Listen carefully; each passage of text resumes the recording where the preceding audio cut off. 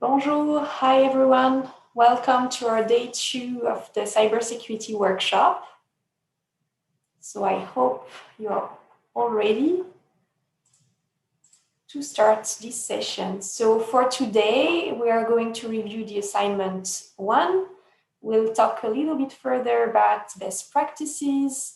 We'll touch on cryptography concepts and discuss some ways you can leverage SSH keys to access our HPC clusters.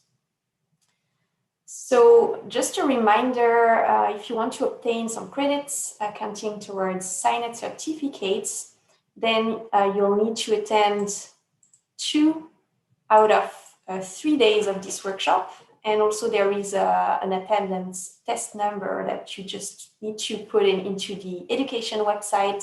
So for today, as Marcello mentioned it in the chat, it's number 6. And so just submit as well 2 out of 3 assignments if you want to obtain the SINET certificates.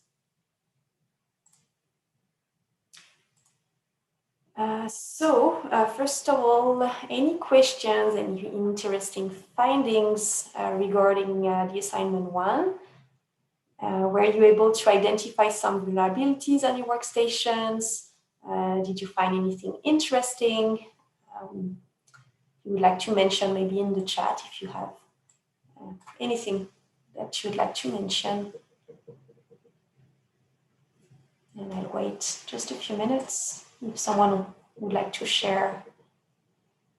So just as a reminder, as part of the assignment, it was to identify some vulnerable application that needs to be updated or needs to be removed because you don't use it.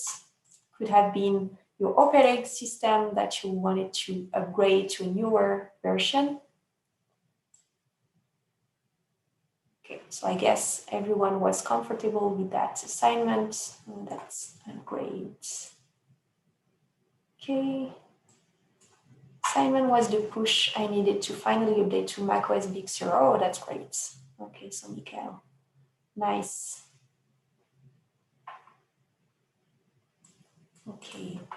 So as part of the requirement as well, you needed to install Mobaxterm if you have a Windows workstation, or just make sure that you know how to access your terminal in Linux and macOS. So if you had any issues with that, just let us know and we'll be there to help. Because you will need that to proceed with some of the exercise we'll have today.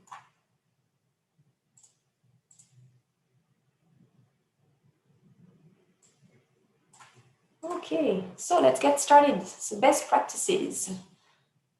So just here to remind you, on day 1, what we've talked about was patching as best practices, to updating your workstations on a regular basis, as well as having an anti-malware on your system.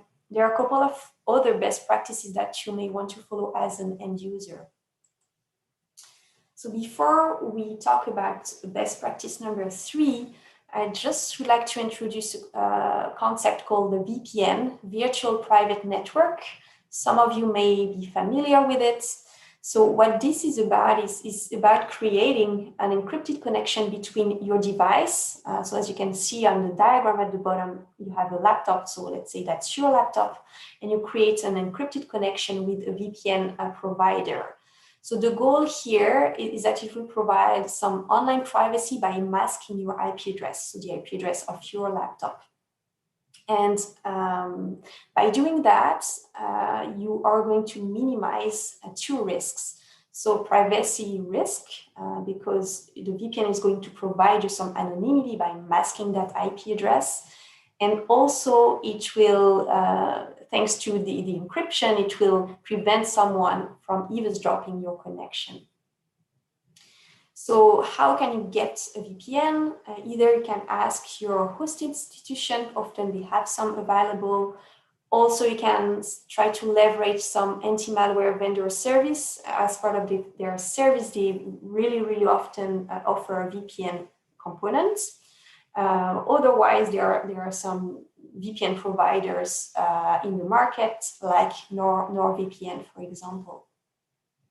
Just be mindful that there are some regulations in some countries. So if you travel, for example, to China, Iran, Russia, North Korea, they have certain regulation towards VPN and encryption actually in general.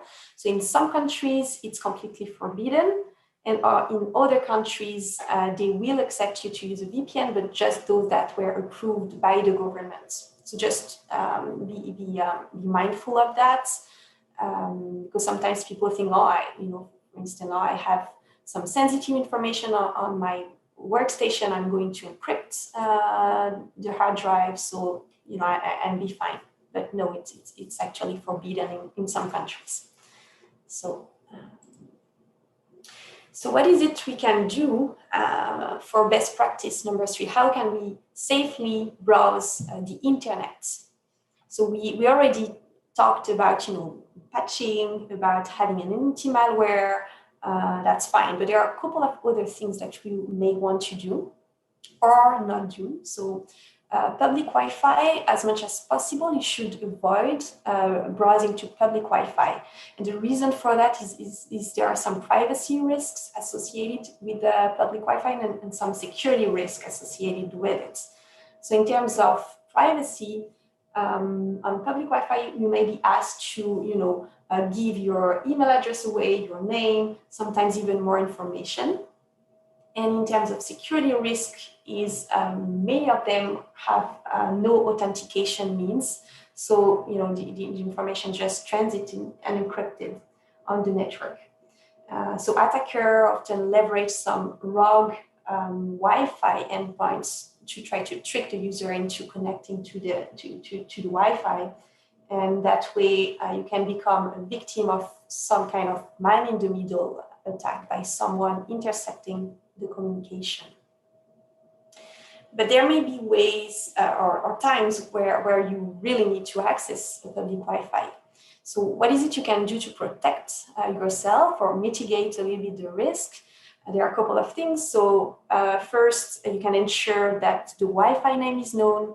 If you're in a hotel, for example, just check with the front desk, and make sure that you're connecting to the proper Wi-Fi. Wi-Fi name is called SSID. You can also leverage some VPN. So what we just talked previously about, so virtual private network that is going to encrypt the communication, to prevent someone from eavesdropping your communication. And if you do not have a VPN, you could also try to stick to HTTPS website. So the S means the traffic, the communication is going to be encrypted. And when doing that, just check the certificates. You should have, on top of your screen, you can see here on the image, on the screenshot, you'll have a lock, and it should tell you that the connection is secure.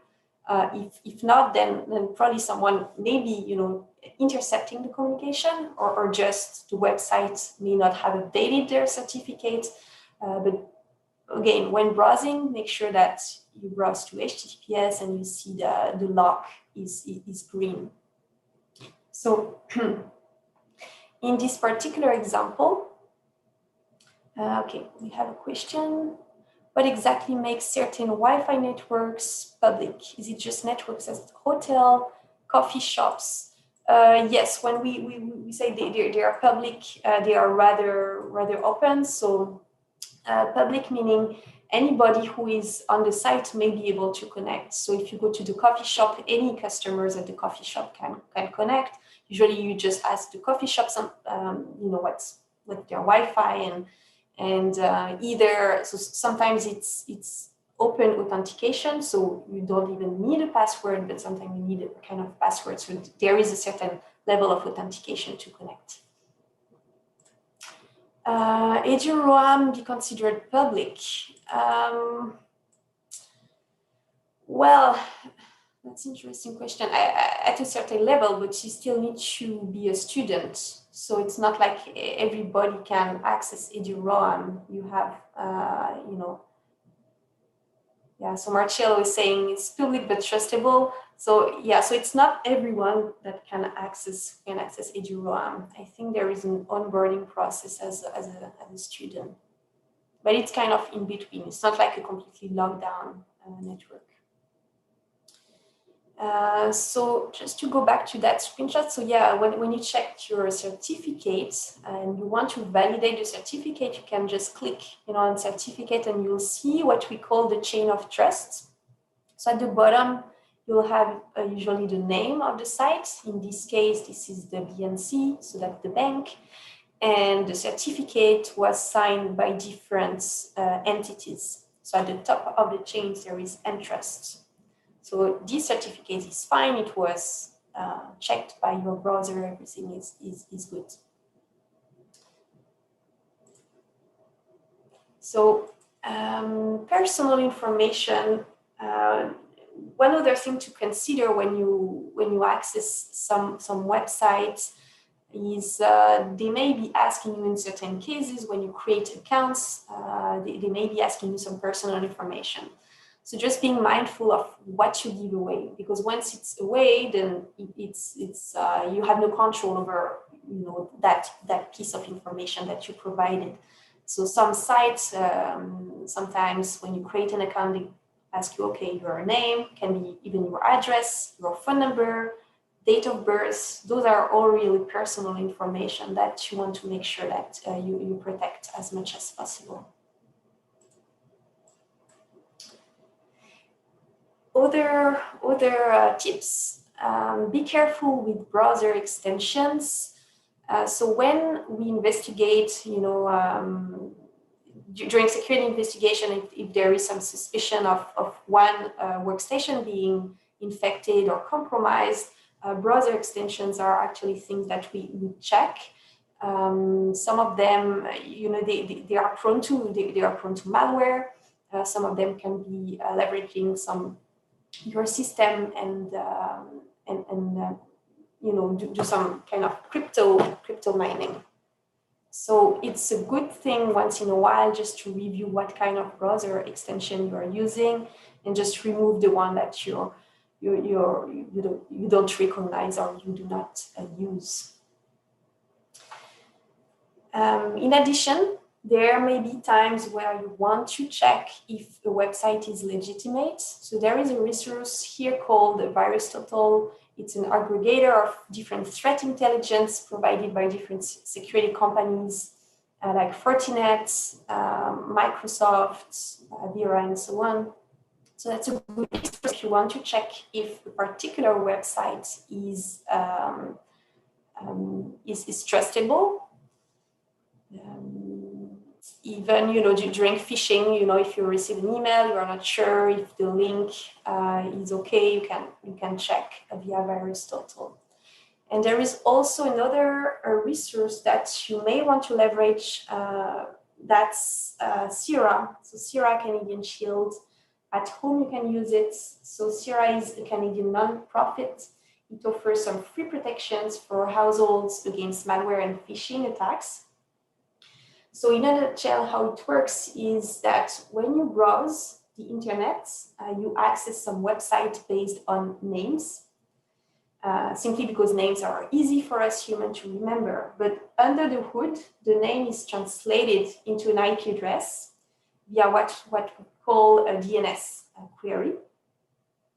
And so your workstation makes a DNS query to a DNS server that will provide an IP address back to your system. So that way you connect. So CIRA Canadian Shield, they would have DNS servers where they keep track of malicious websites.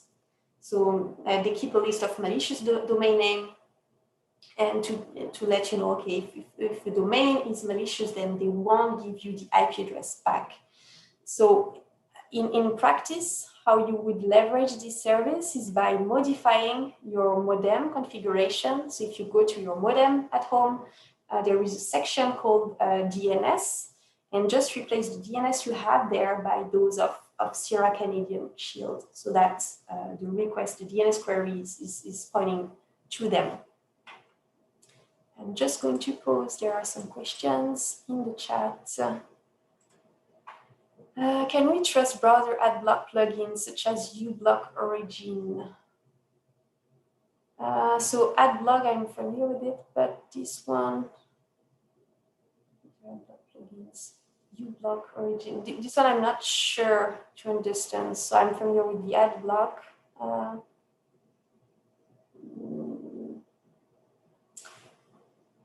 So I can go back to that question. I'm not too sure to understand, but that plugin, yes, is widely used.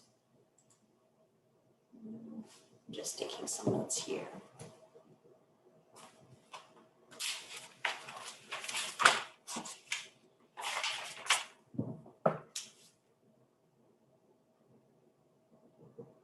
Okay, so we'll get back to that question. I'm not sure I understood correctly. Okay, so that's pretty much it. I mean, there are other things that you may want to do to safely browse, but those are, I would say, the most important tips. So just to make sure that everyone is still there, we are going to launch a poll. Now we switch topic and we are going to go to passwords. So do you use the same password to access different resources?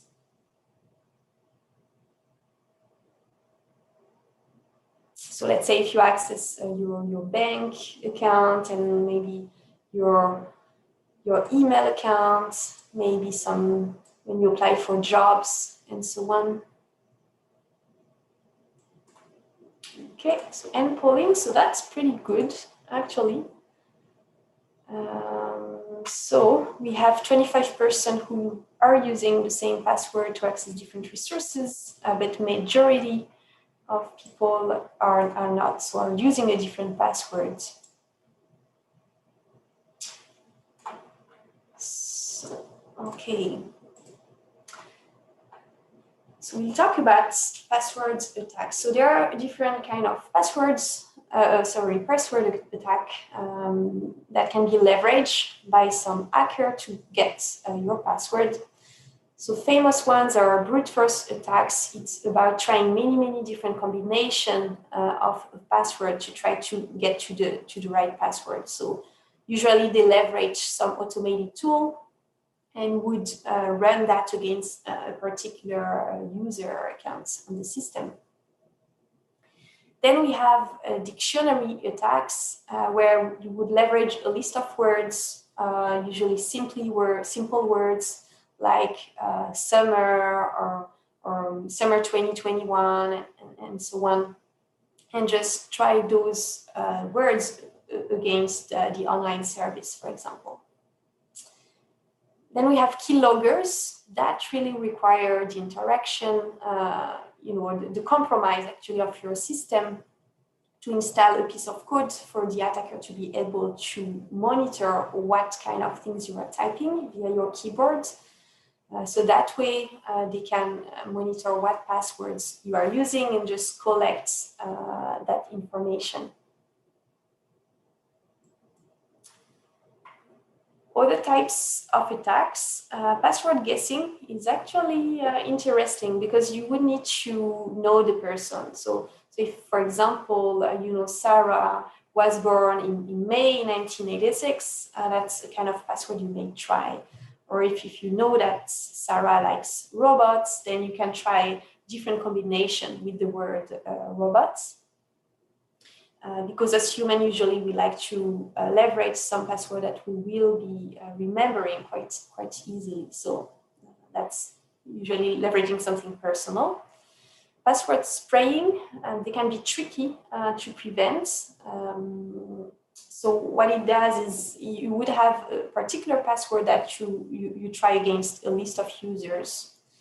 And it's usually pretty effective, but difficult on the defensive side to really prevent. And of course, we have the phishing that we've talked about on day one.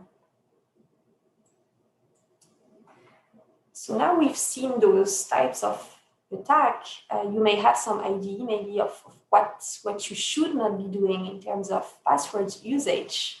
And if someone can maybe provide some ideas in the chat of things that they would not do.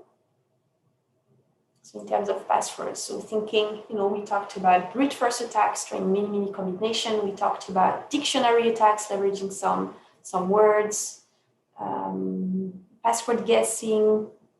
So what is it you shouldn't be doing to try to protect your accounts in any IDs?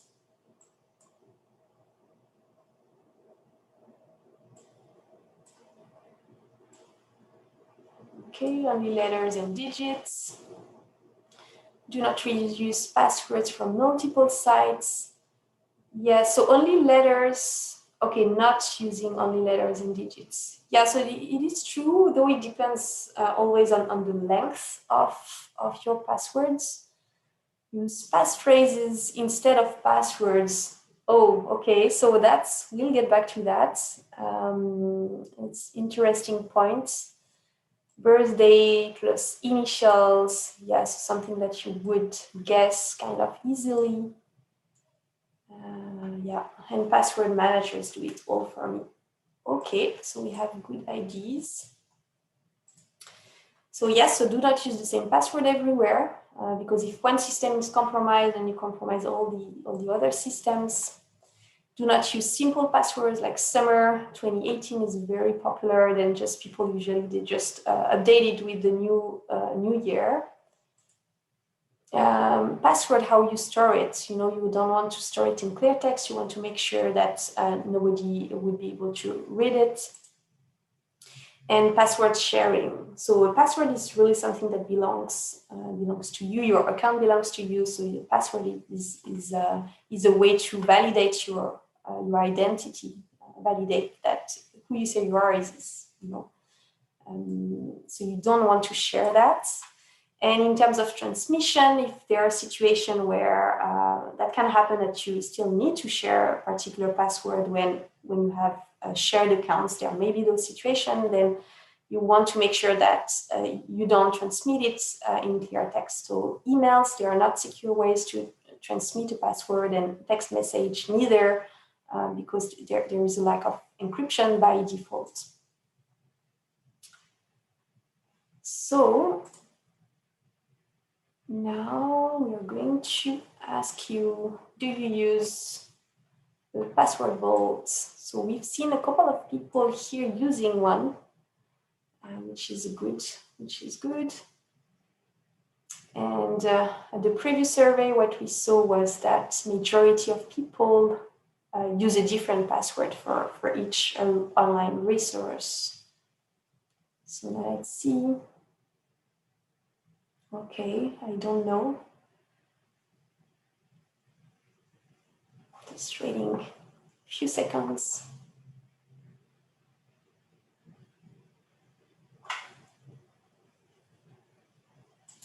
Okay, so here are the results. So we have 36% here, people using a password vault, and 48 don't use one, and 16 do not know what this is. So if you don't know what this is, probably you're not using it. That's basically a database where you can store your password securely. They're stored encrypted, and you can have it on your workstation, for example. Oh, sorry, I was not sharing. Does leaving your browser save your passwords count? It does count. We'll talk about it. It's not necessarily usually as secure as password manager, but it does count if you're able to at least assign a different passwords every time, and having also strong passwords. But we are going to touch base on that.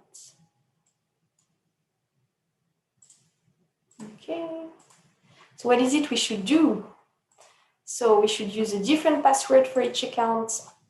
Use a password vault. So there are different options available. You could use, solutions like LastPass and KeePass, but again, it depends on your needs. Just do a little bit of research to choose the solution that is convenient for you. So having a dedicated password manager usually is more secure than storing your password in the browser. So the reason for that is they have a stronger encryption algorithm with password manager. And also with the password manager, you can store not only a regular password, you can also store secrets like some IDs.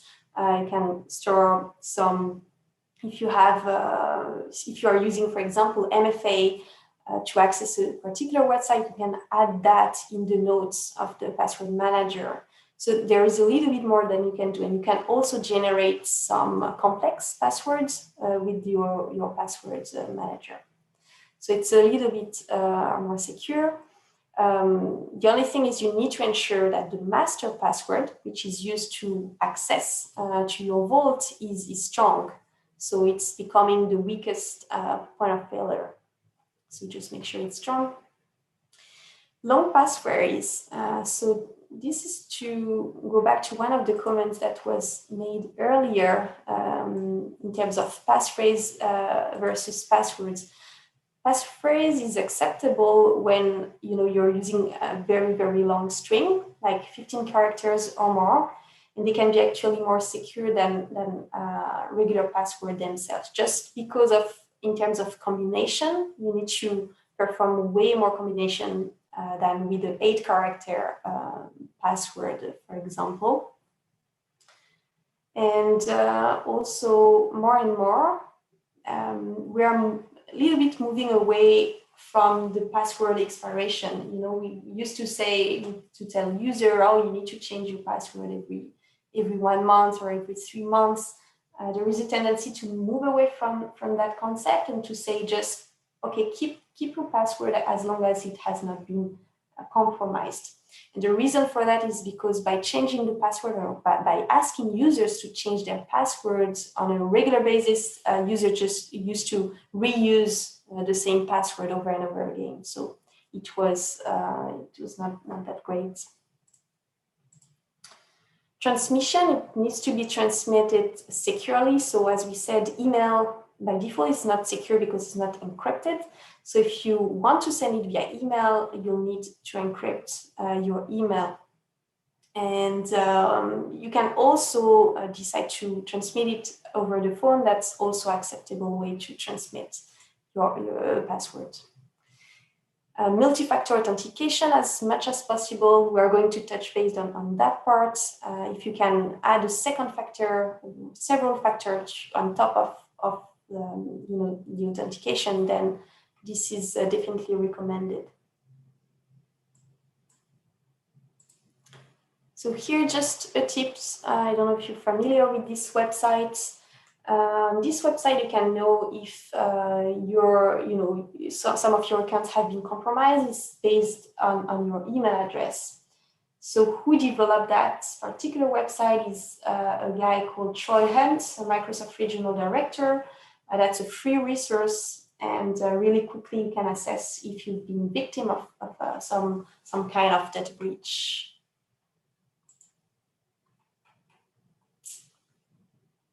Okay.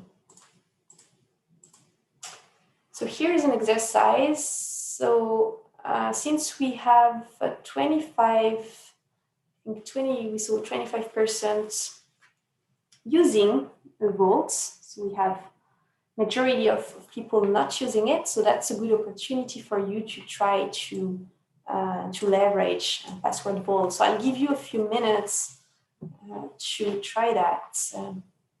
So Jay is asking, can we trust online password vault service? The service could be hacked in the future. Okay, so that's, definitely a good question. So first of all, you need to do a little bit of research before deciding, what service you are going to use, what online service. But yes, they become a weak point of failure, though. Usually, so they store the information encrypted and they do not have the key, so you are usually the owner of that key. So but the issue with that hacked in the future is if, like right now, a hacker was to steal that information. So the information is encrypted, and 10 years from now, they are able to decrypt it because things evolve. Then yes, that would be definitely a risk. But do you keep your passwords the same 10 years from now? That's the question. But this is definitely a weak point of failure on that end. But again, it's stored encrypted. So whoever has access to this information will need to be able to decrypt the information. So here you have 2 options, but you can choose whatever options you like. So KeePass, the database is going to be stored locally on your workstation. There is no exchange of information with anybody. And LastPass is a cloud solution. So your password is stored encrypted in the cloud, and you also have a cache locally on your machine. So you also have a local access. The decryption itself to get access to your password is happening locally. So you can use those one.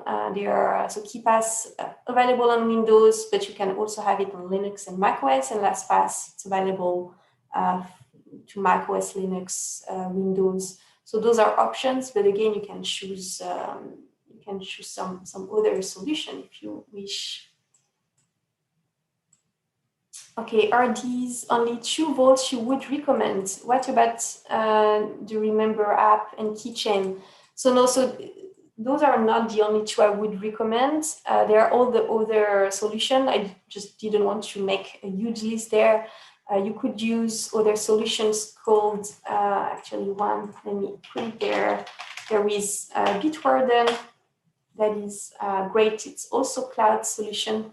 There is a more solution, but it's more corporate. Just listing it, HashiCorp Vault, but more on the corporate side. So as a user, not necessarily. And Keychain, yes, you can use it as well. So Keychain is built in Apple, so you can use that as well. So those are a couple of options.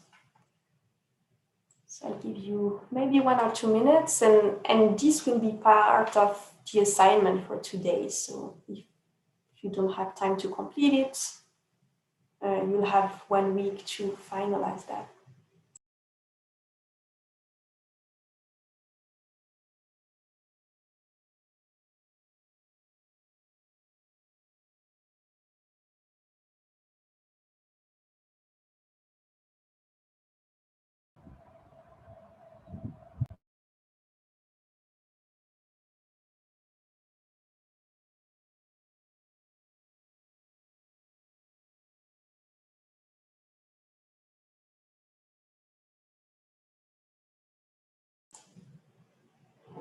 And maybe just a quick word on this as well. So LastPass, you have a free version, but you also have a version you can pay for if you want some more advanced features, like if you install it on several workstations and mobile phone and you want to sync the information, then I think it's part of the premium for that particular feature. But it still has some nice feature without paying for it. And KeePass is just free.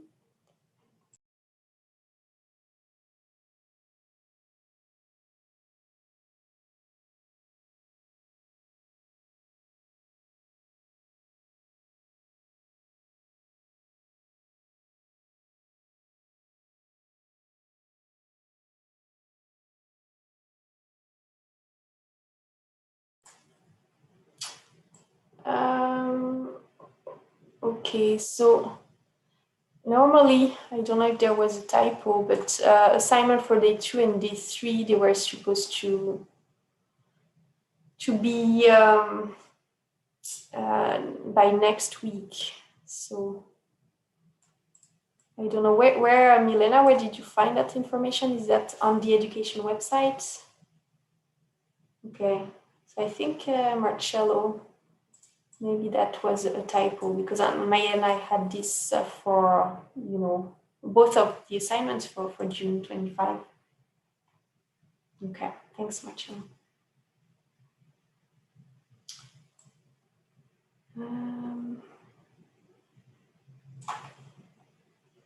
Yeah, Jay. So Jay, yes, that's a good question. It's widely used.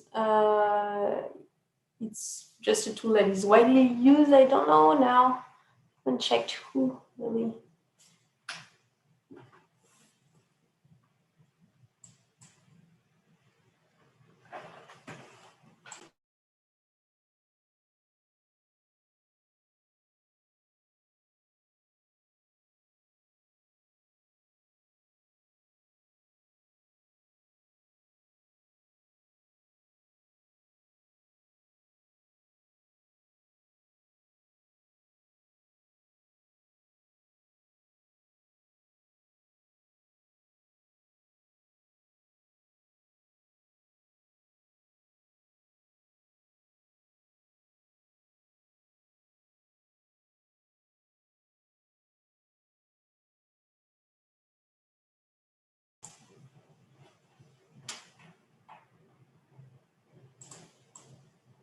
Yeah, so the question of trust is always tricky, but yes, it is open source, and it's kind of widely used, and it has been around for a while as well, and widely used by the community.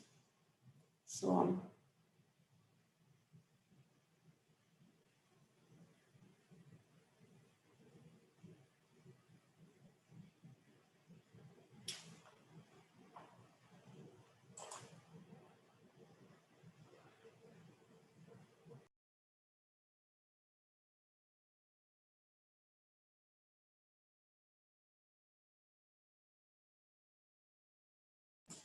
So we'll just continue, because it's already almost 1:15. But again, you'll have 1 week to become familiar with whatever password vault you'd like to leverage, either if it's a local vault or if it's a cloud solution. So this will be as part of the assignment for today. So we'll continue now with MFA. So MFA, multi-factor authentication. It's adding, different factors to prove your identity. So in terms of factors, this is something which would be a password, for example. That is something you have, which could be your phone, and something you are, which would be your fingerprint or your face, things like that. So on the right, you can see this is an example of, this one was the Google Authenticator. So it gives you a one-time password. So it's a two-factor authentication with a passcode, sorry. So this is about something you have. So that's your mobile phone. And the passcode changes I think it's probably this one every 1 minute. One thing to mention here is to be careful when using your phone number as a second factor. So when, for example, you want to configure two-factor authentication with a text message, be mindful of keeping track of which resources you have configured your phone number with, because there are some account hijacking that may happen if you change your phone numbers, right? So it happens, people have something configured, 5 years later they change their phone number, and then it goes into the wrong hands. So just keeping track of those, actually with the password vault, is going to be very helpful. So for each account where you have 2FA, you can, so two-factor authentication, you can mention it in the notes of your solution, of your password vault. So it's protecting you against any kind of attacks targeting passwords. So the one that we've listed before, meaning phishing, social engineering, brute force attacks, and all those that we've listed actually. Because if someone gets your password, then you'll have a second layer of protection.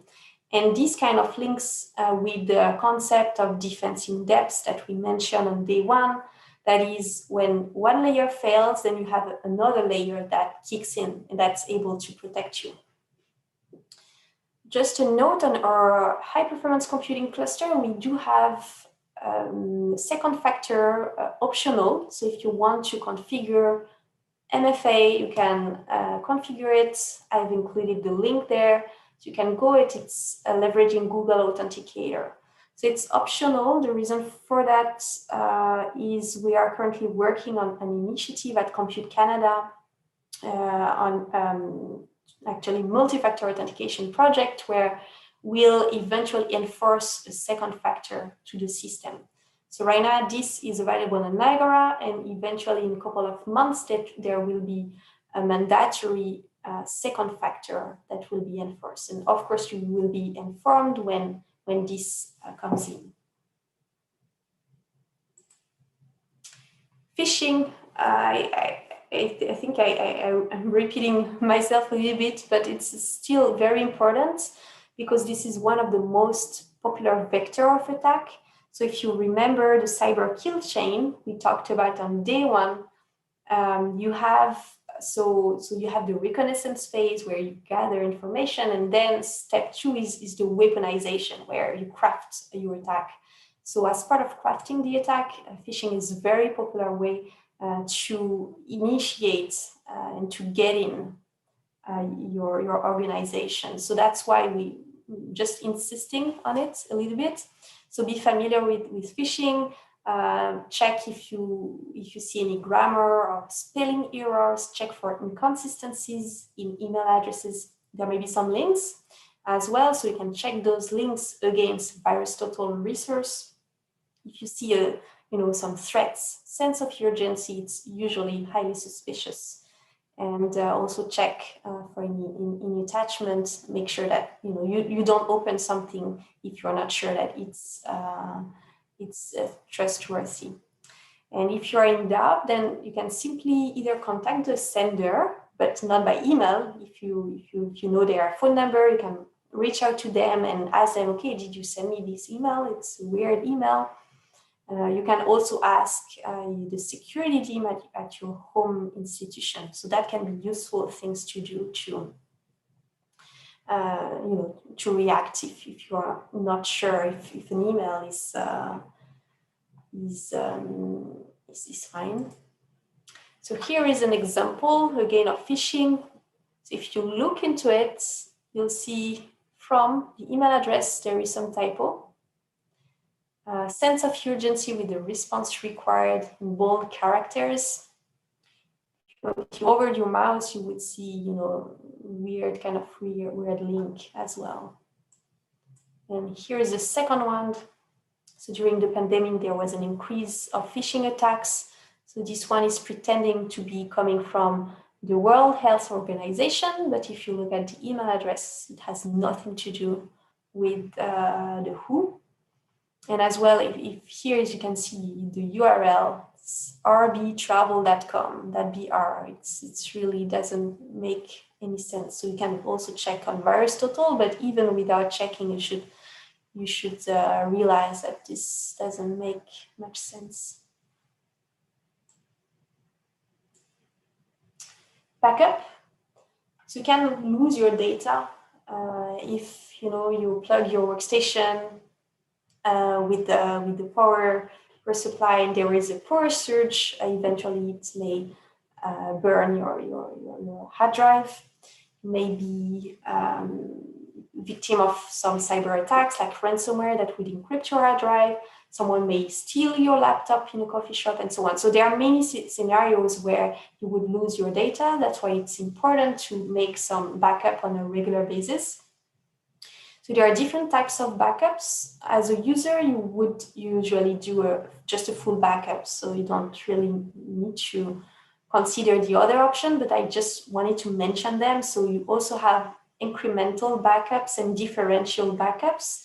The idea with those backups is to to just back up the difference, if a file was modified, and just take that difference. So for example, Monday you take a full backups of your file, and Tuesday you would take an incremental backup that would only take the difference of modification that were made. Wednesday, take another incremental backup, maybe, and Thursday, another incremental. So you are going to save time and space. And if you need, let's say, to go back in time, then on Tuesday, let's say, oh, I want to go back to how the system was on Tuesday, then you would take both the full backup and incremental to go back to the previous states. So it's applicable really in the context of an organization, but it's just good to mention it if you have terabytes of data. That may be a solution you would like to consider. Keeping those backups in a safe location. So what that means is, when you take your backup, just don't store them directly on your workstation, right? You should store them in different locations. So could that be on a hard drive, separate hard drive? Could that be even in the cloud? Some institution, they would leverage OneDrive, for example, which is compatible actually with Windows and macOS. So that's a way you could back up some of your files. Again, so cloud versus on-prem, it's really a matter of what's your level of confidence. But in any case, you really need to take a backup and also test your backups. So backup is useful only if you are able to recover the data if something wrong happens.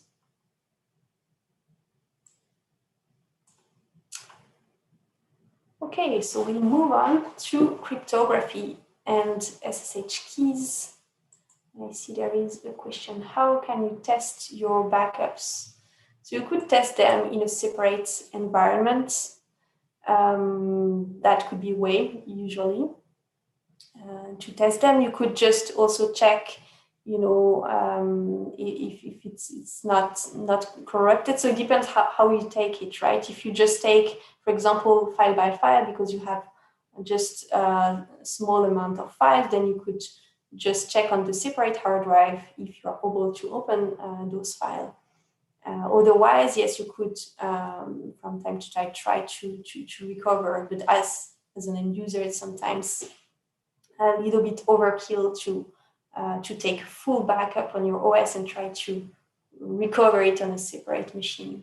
So I would say, you can target some files and see if they look okay.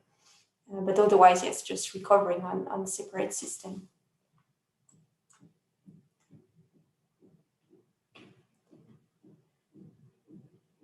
Okay, so cryptography. So cryptography is actually not a new concept. It existed, this idea existed even before the computer were invented.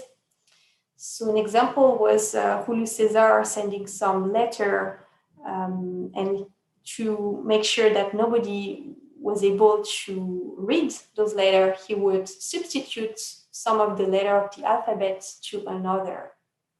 So it was a way to do at the time some kind of encryption, preventing someone from eavesdropping on the communication. So here are a few definitions. So encryption is really the process of converting. You want to convert your initial message, that is a plain text, that's something that anyone can read, to a ciphertext, which is something that only a few people would be able to read if they know how to decrypt it. And then we have a hash function. So the easiest way to describe the hash function is, let's say, to take a real scenario. So let's say you have a document as an input. You process it via a hash function. It will give you an output that is called the message digest, which is a fixed length of character.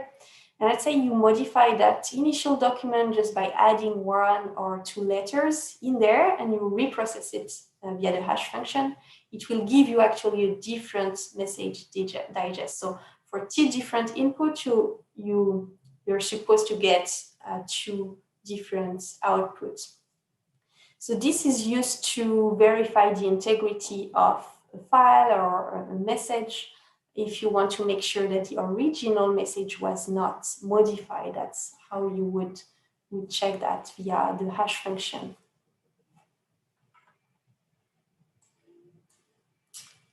So encryption, why and where?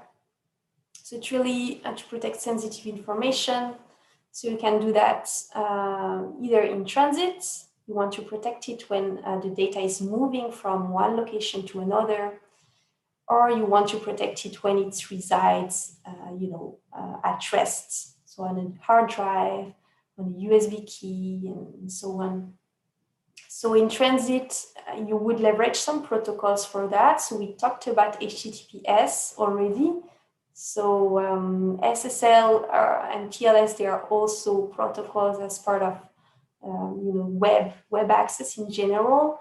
And we have also a protocol called FTPS. So that's file transfer protocol, where you would connect to an FTP server that is secure, and you would just upload some of your files there. So when using WinSCP, for example, if you use it, the encrypted version, then you would use some kind of encryption.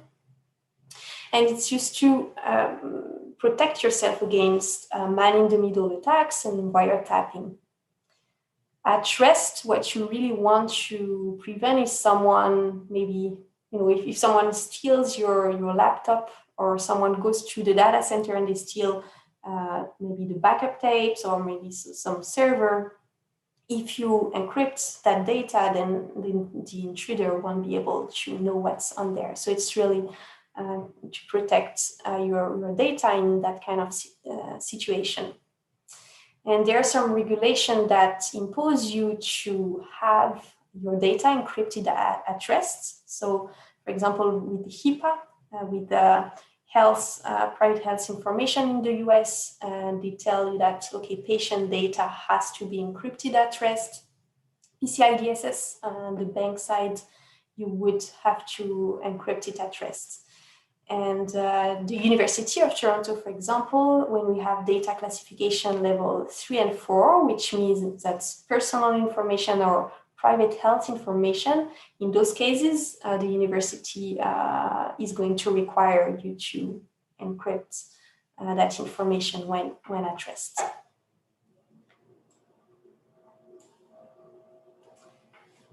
So talking about encryption, there are two main types. So you have symmetric encryption and asymmetric encryption. So let's say you have a plain text that you want to encrypt. So you would need a symmetric algorithm plus a key, process it, that gives you your encrypted text, so the ciphertext. And if you want to decrypt it, then you do that same thing, decryption algorithm along with the same key. So in both scenarios, you will be using one unique key to encrypt and to decrypt the message. In the case of asymmetric encryption, it's a little bit different because you have two different keys. So you have one key that is called the public key to encrypt your message, and you have one other key that is used to decrypt it. So the public key, even if you give it away, you can give it to anyone, it doesn't matter, because people won't be able to decrypt the message. They will need the private key. So private key is really what you need to protect and actually secure. The public key doesn't matter, can even if someone has it, they shouldn't be able to guess the private key. So in other words, here you can see the two different types, symmetric versus asymmetric. Symmetric, one key, one secret key to encrypt and to decrypt. It's very efficient, less compute than asymmetric encryption. But the question and the issue with that is how are you going to exchange the secret key, right? If you're encrypted a message and sending it to someone, how is that other person going to decrypt the message? They need to have received the secret key. So to answer that question or to solve that problem, the asymmetric encryption is really actually useful and is the solution. So with asymmetric, because you have one public key and one private key, and you can give that public key to anyone, then it's how you can solve the problem of protecting the secret key that you see on the left. So again, private key, you really need to keep it in a secure location that belongs to you, and public key really available to everyone. So usually you would have a combination when you access the internet, for example, they would leverage combination of both asymmetric and symmetric encryption. So asymmetric usually used to kind of transmit actually that secret key that you would use as part of this symmetric encryption. So usually combining both types is what we see in the industry. Okay, and so here is a real life scenario where we're going to see, okay, how does encryption works, and specifically here you'll see it in transit. So we are talking about encryption in transit. So I don't know if you're familiar with SSH, that's secure shell that's used to securely log into some, if you have some Linux servers, for example, you want to access, usually you access them via a protocol called SSH. So on the left, you would have your SSH client, let's say that's your workstation, and you want to access a server, a Linux server on the internet, and that is your SSH server. So there are different steps. This is a simplified view of what happens, but still, good enough. So you have step one, your client would initiate the connection to the SSH server. The SSH server would send their public key. So remember, the public key is something that you can share with anybody. And from there will be, some exchange on step 3. There are different exchanges that happen, and they will create a secure channel, so an encrypted channel, so that the client can communicate with the SSH server. And on step 4, then this is the part where the user can log in to the SSH server. So step 1 to 3, it's really done at the server level. So you are not doing anything on your end, that's in the background happening. And then step 4, it's where you would receive the login prompt to authenticate via your password or SSH keys. So as you can see on the client, there is a file that is called known hosts. You may have seen it. It's where you store the different public keys of servers that you access. So here there are kind of 2 levels of authentication. There is an authentication happening at the server side level, and there are one at the user level.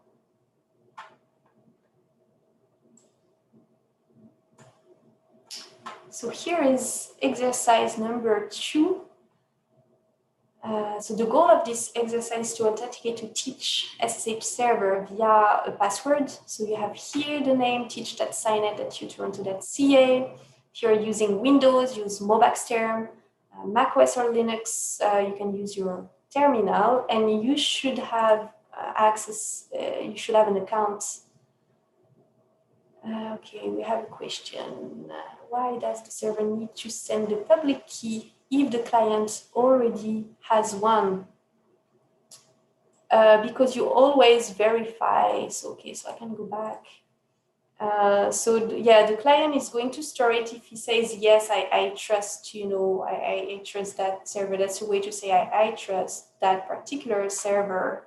So you have the IP of the server and the public key.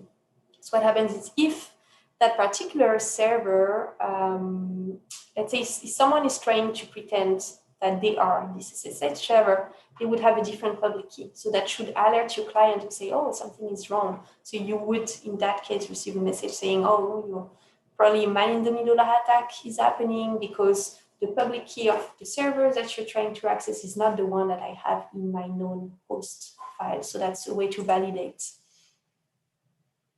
Okay. Okay, so here, let us know if you are able to connect. I'm going to show you, so in Linux it's very straightforward because you just type in that command, and I'm going to show you in Mobaxterm where you need to go. So Mobaxterm, if you open the application, you will have an icon called session on the left. And from there, you just select SSH, put the remote hosts, and whatever username you have. So in the education website, you should have received an account. So you should have actually an account created. So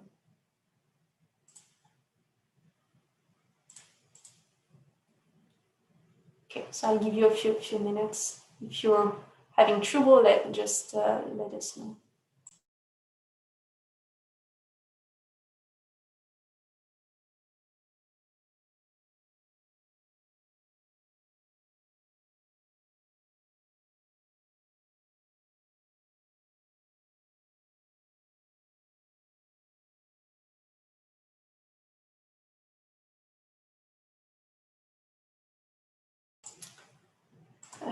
Should the password for this SSH? So it should be, so you should have the instruction. I don't know if Marshall is still there, but it's not necessarily the same password. So you should have the instruction on the education website to change the password. So it's a temporary account.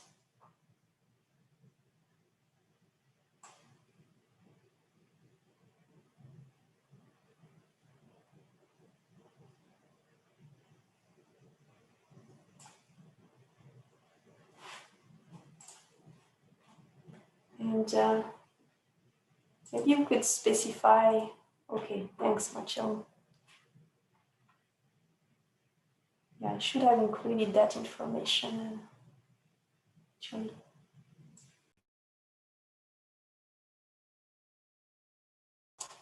Okay, so the concept, so while we're waiting, so the concept of hash function is you have an input, you have your hash function, it's a one-way function. So you, from the input, you process it through your function and it gives you an output. And for two different inputs, you get two different outputs.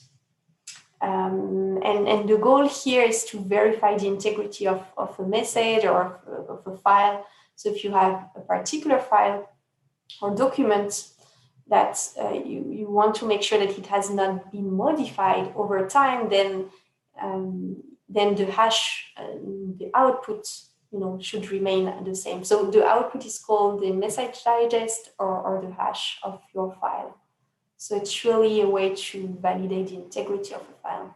And if I want it to be more accurate, so usually you have no collision meaning two different inputs, you'll get two different outputs.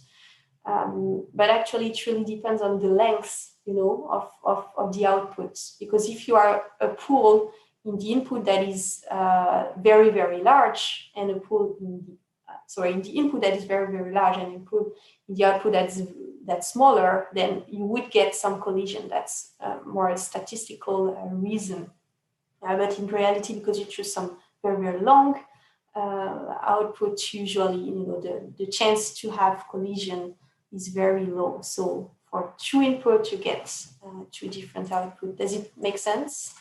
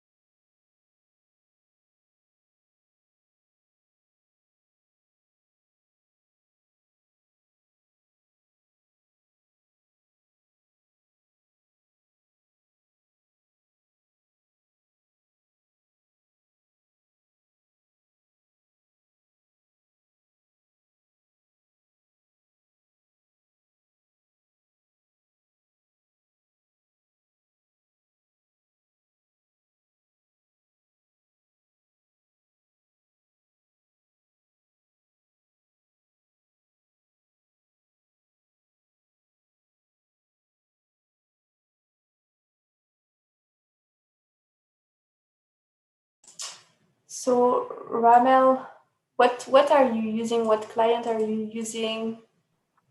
So I'm Mopax. using Terminal and Mac OS. Okay. Okay.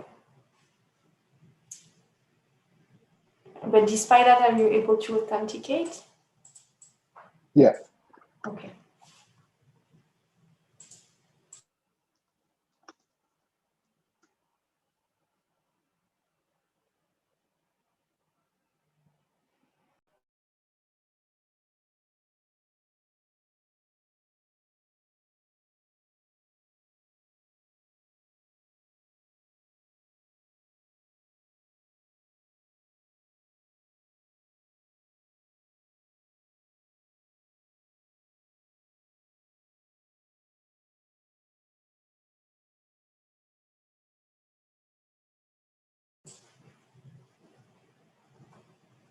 So when you log in, it should tell you, you are this user.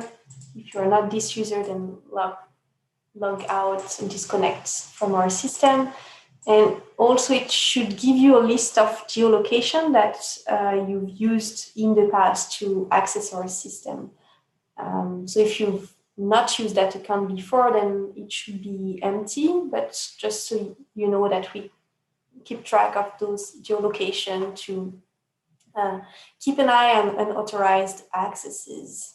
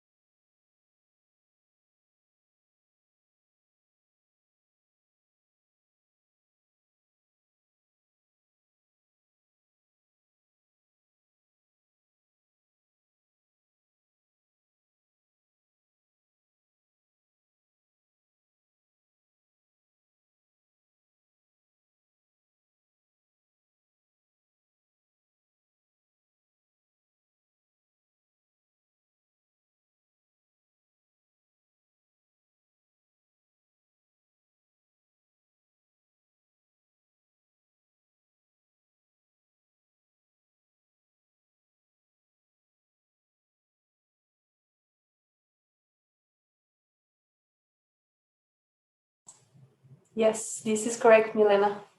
What's coming next is SSH keys authentication, because we just want to make sure that it's working with the password authentication, and then we'll move on to the SSH keys.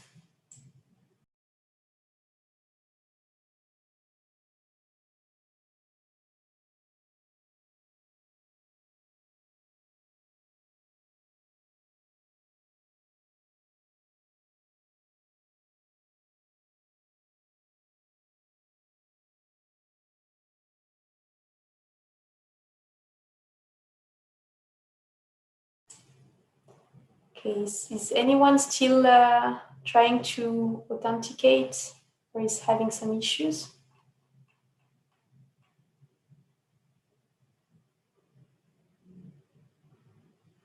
Just let us know when you are done, so we'll continue if everybody is able to log in.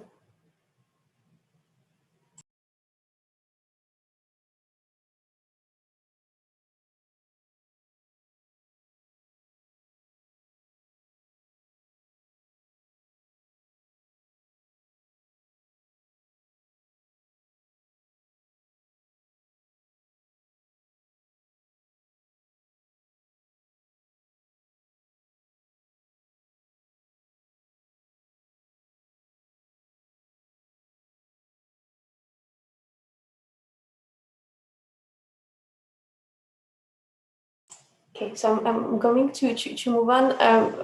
we have Ashad having some issues. Marcello, can you help maybe? Yeah. Okay, great. So we'll continue because we have 15 minutes left. Okay, so here we go. So what we've been doing here is you've authenticated to teach cluster, SSH server here. So you had step 1, 2, 3, and step 4. So you've received the prompt and you've pasted in your password. So the way you've authenticated from your client to the server was via a password.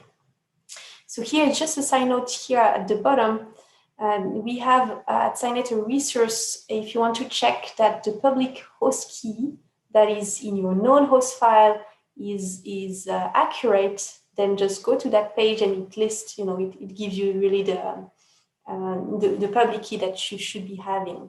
So changes was made in May 2019.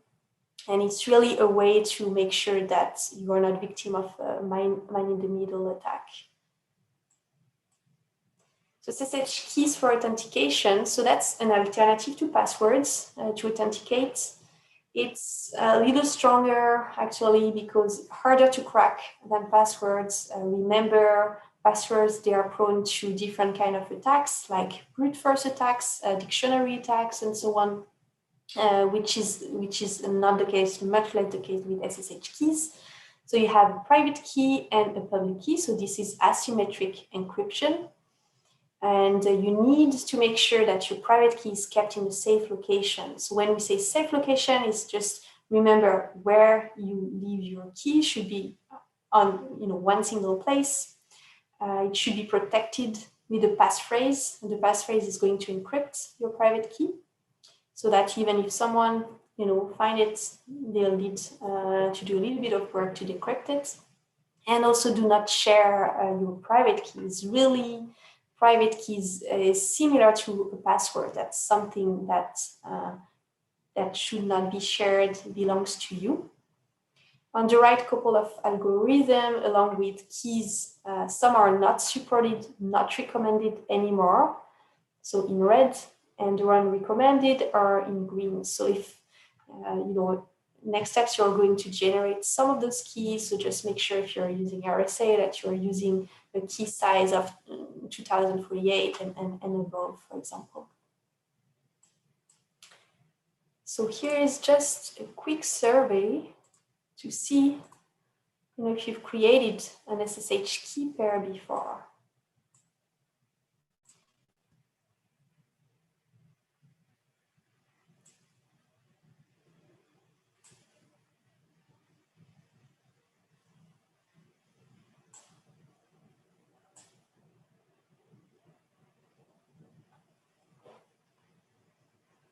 Okay, so it seems like majority of people have created an SSH key pair before. So far I have 68% have created one. I'm just going to share the results. So here you go. Okay, so majority of you have created one before. So that should be easy, but don't worry if you haven't, we'll be there to help. So here's the exercise number 3. So the goal here, you've tested, you can authenticate to Cynet Teach cluster via a password. So now the goal is to authenticate via an SSH key. So the steps are create your SSH key pair, and I'm going to show you right after this slide how to do it. Then copy the SSH public key to teach under a file that is called authorized keys file, and you'll see it's very easy. And step 3, try to authenticate with your SSH private key to teach. Okay. Step 4, just for those of you who have a CC account, there is a new feature that's available at Compute Canada.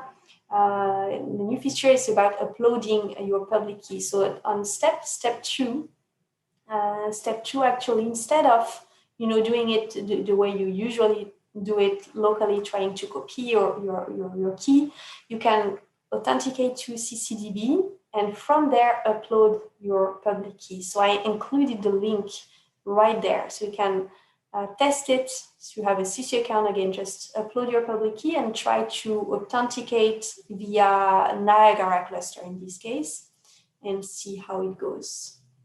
So with that, just going to show you.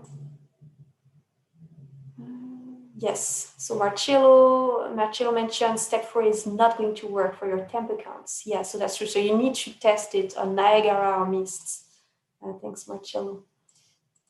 So here we go. So just the beginning of it, you'll see Mobax term. So what you need to do, just check in Mobax term, because there is a little more steps there. So I'm just showing you. Just check your the path there. You'll need it. That should be under PC and Mobax term home. Okay, and from there you're going to launch the terminal. I'm just going to pause, give you the time to do that. So that terminal, that's similar to what other people would have in Linux and Mac OS.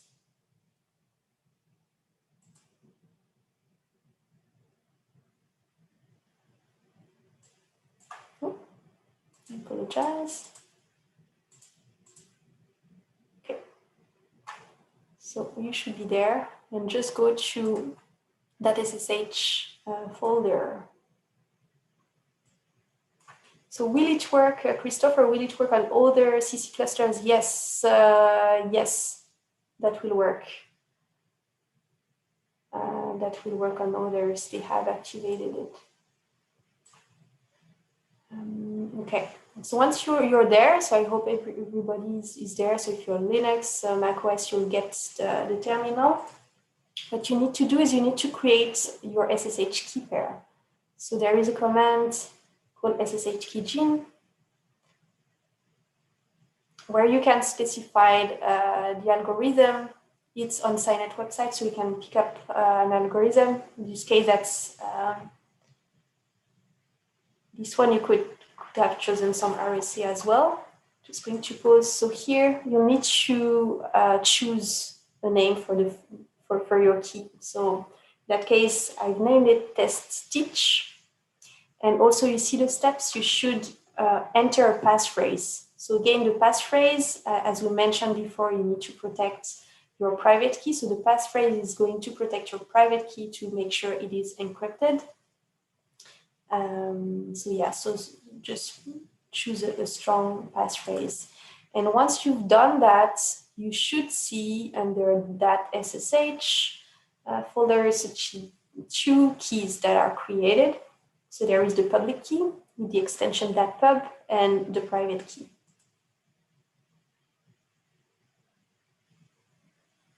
And then there is a command to copy that key, that public key part to each cluster. So in my case, I'm using, that temporary account LCL _ da da da. In your case, just replace it by whatever account you're using. And the -i test, you see -i test --teach.pub. You don't necessarily have to do that. This is useful if you have many different keys, in your .ssh folder. This would be useful to tell the system just to copy that particular public key. So in my case, I just had one, so I could have not input the -e portion. You should be there. I'm just checking the chat. Okay, yes, do not leave the passphrase empty. You're shouting. That is good, Marcello. Okay.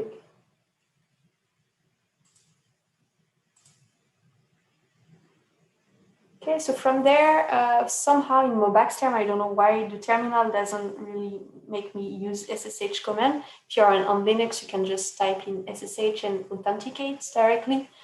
Mobax term, somehow it's better to use the GUI, at least in my case. I don't know if it was a bug in Mobax term. So, oops, it was too fast. So so you see it, Mobax term, you see SSH, and you need to select use private key and select your private key there.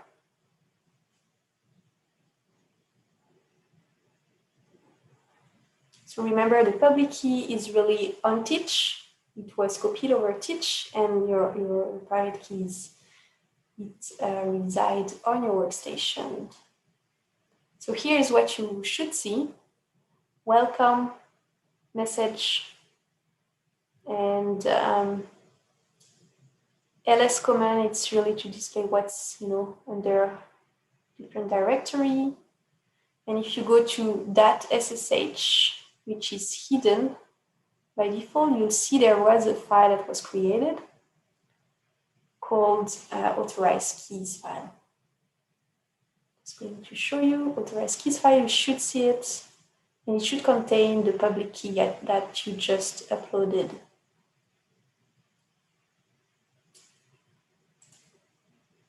Okay. And what time is it? Okay, we have 4 minutes left, so I'm going to move on. Yes, thanks, Marcello. So we have the detailed instructions. Marcello pasted them. Otherwise, it's available in the slide. So again, this is the exercise that will be part of the assignment number 2. And really, if you can give us some feedback on step 4, that would be great. How you experience that step 4, like the bonus, trying to leverage the new SSH key feature. That would be great to hear from you on that one.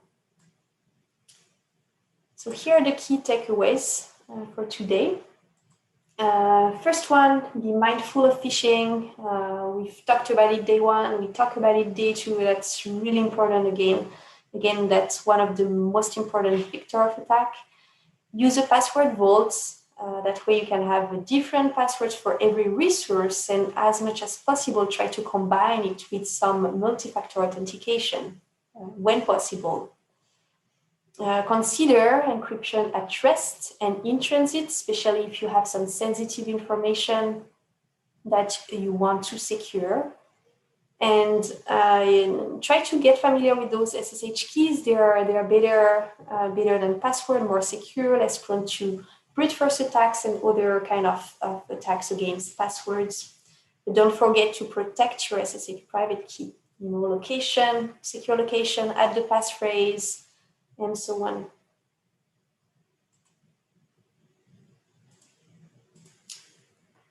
So here is for day 2 assignment.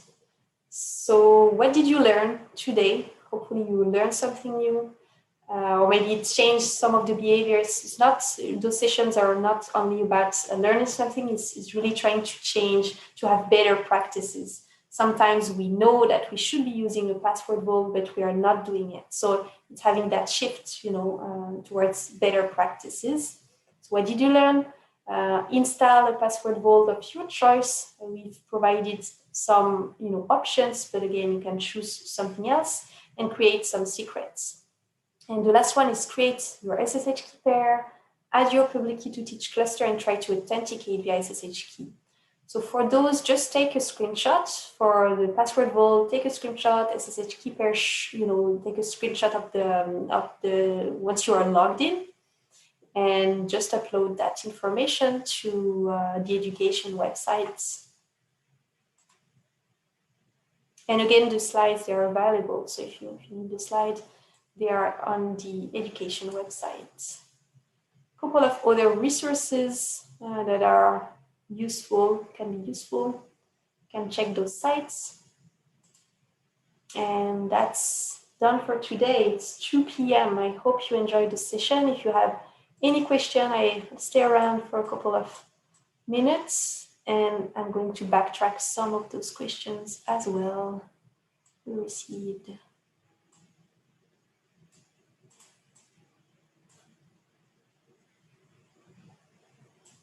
Okay, and because some people may need to go, so I'm going to keep track of those questions, and we'll answer those questions on day 3, because it's already 2 p.m. So I'm going to take away the last 3 questions you had, and we'll answer them on day 3.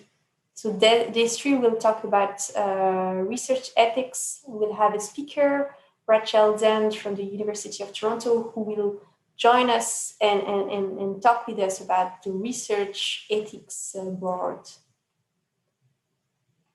So thank you for joining, and I'll be around if you need to chat. Otherwise, I'll also keep track of this question and we'll answer them.